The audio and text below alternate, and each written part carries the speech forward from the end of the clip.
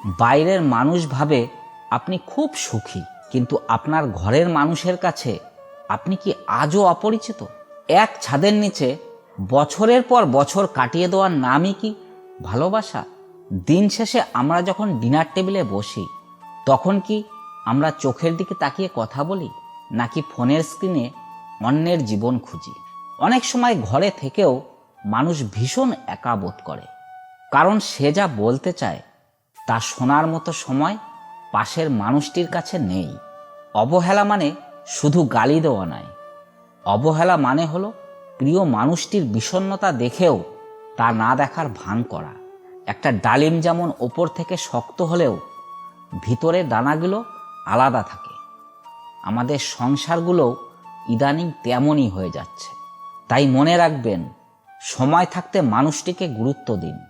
ঘরের দেওয়ালে দামি ছবি টাঙানোর চেয়ে প্রিয় মানুষের ঠোঁটে এক চিলতে হাসি ফোটানো অনেক বেশি সার্থকতা।